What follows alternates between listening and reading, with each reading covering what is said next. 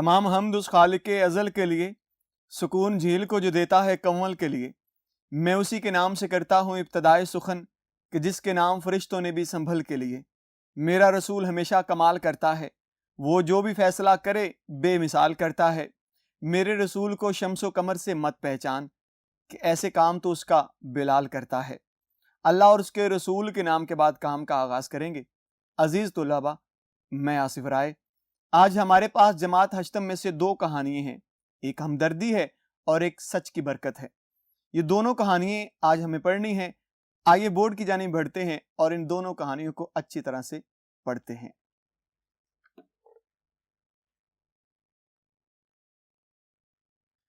जी बच्चों, आज हमारे पास दो कहानियाँ हैं, एक हमदर्दी है और एक सच की बरकत है। सबसे पहले हमदर्दी पढ़ेंगे हम। हमदर्दी क्या है? आप किसी का जब दर्द महसूस करते हैं, वो दर्द क्या है? जब कोई भी शख्स तकलीफ में है, परेशान हाल है, तो आपके ऊपर फर्ज है, लाजम है कि आप उसकी मदद करें। अब वो मदद जो है वो खाना खिला के हो सकती है, अगर उसकी ज़रूरत पानी पीने की है उसे पानी पिला के उसकी प्यास बुझा के हो सकती है। किसी को कुछ पैसे की ज़रूरत है और उससे उसकी ज़रूरत पूरी हो सकती है, आप उसकी इस तरह से खिदमत कर सकते हैं, इस तरह से उसके काम आ सकते हैं। लिहाजा दूसरों के काम आना और उनकी बिगड़ी को संवारना ये बहुत बड़ी नेकी है। तो इसलिए बाहसियत मुसलमान हमें दूसरे मुसलमान के दर्द को समझना चाहिए और उनके काम आना चाहिए।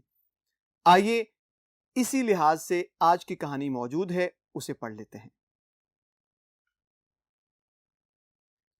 जी प्यारे बच्चों, आइए इस कहानी को पढ़ते हैं जिसका उन्वान है हमदर्दी। सुबतगीन गजनी के बादशाह का एक वफादार गुलाम था। वो गुलामी के अय्याम में ही अपनी दानिशमंदी और फर्माबरदारी की वजह से बादशाह का मंजूर नजर बन गया था। कहते हैं सुबतगीन को शिकार का बड़ा शौक था। एक दिन वो शिकार के लिए जंगल में तमाम दिन मारा मारा फिरता रहा, लेकिन कोई शिकार हाथ न लगा। शाम को वो मायूस होकर घर वापस आ रहा था कि रास्ते में हिरनी का एक बच्चा नजर आया जो चौकड़ियां भरता हुआ भाग रहा था। यानी कि जब हिरन भागता है और छलांगे लगाता है, उछल कूद करता है, उसे चौकड़ियां भरना कहते हैं। सुबतगीन ने अपना घोड़ा उसके पीछे डाल दिया और जल्द ही इसे जा लिया, मुराद पकड़ लिया। उसे पकड़कर घोड़े पर रख लिया और घर को चल दिया।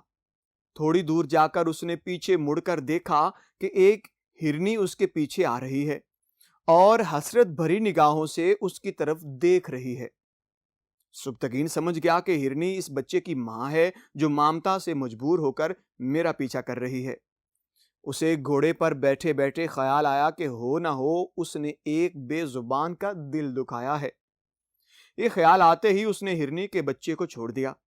बच्चा कलांचे भरता हुआ मां के पास पहुंच गया, यानी उछल कूद करता हुआ, छलांगे लगाता हुआ। हिरनी फरते मुसर्रत से बच्चे को चाटने लगी, यानी खुशी में अपने बच्चे से प्यार करने लगी और देर तक शुक्र आमेज निगाहों से सुबतगीन की तरफ देखती रही। फिर अपने बच्चे को साथ लेकर चौकड़ियां भरती हुई जंगल की तरफ भाग गई। उसी रात सुबतगीन को ख्वाब में हजरत रसूलुल्लाह सल्लल्लाहु अलैहि वसल्लम की ज़ियारत हुई।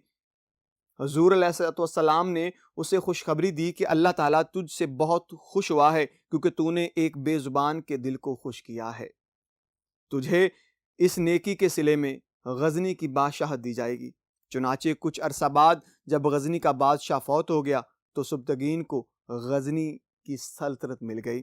इसी लिहाज से एक शेर मौजूद है, करो मेहरबानी तुम अहले ज़मीं पर, खुदा मेहरबान होगा अर्शे बरी पर। आपने इस कहानी से ये सबक सीखा होगा कि हमें सिर्फ इंसानों की ही खिदमत नहीं करनी है, हमें इन बेजुबान जानवरों की भी खिदमत करनी है।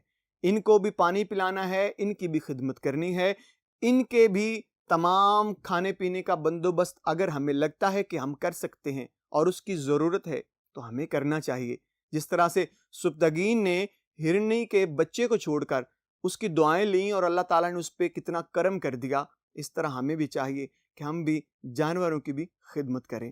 آئیے دوسری کہانی کی طرف بڑھتے ہیں جو کہ سچ کی برکت کے عنوان سے ہے۔ کہتے ہیں کہ شیخ عبد القادر جیلانی رحمۃ اللہ علیہ ابھی بچے ہی تھے کہ انہیں تحصیل علم کی خاطر بغداد جانا پڑا، یعنی علم حاصل کرنے کی خاطر۔ اس زمانے میں گاڑیاں اور موٹر کاریں نہ تھیں، لوگ قافلوں کی صورت میں پیادہ پا سفر کرتے تھے، یعنی پیدل چلنا۔ سفر پر روانہ ہونے سے پہلے ان کی والدہ محترمہ نے انہیں 40 دینار بطور سفر خرچ دیے۔ یہ دینار ان کی قمیض کی تہ میں سی دیے اور چلتے وقت انہیں خاص طور پر یہ نصیحت کی، بیٹا سچ بولنا اور جھوٹ کے قریب نہ جانا۔ آپ نے ماں کی اس نصیحت کو غور سے سنا اور سفر پر روانہ ہو گئے۔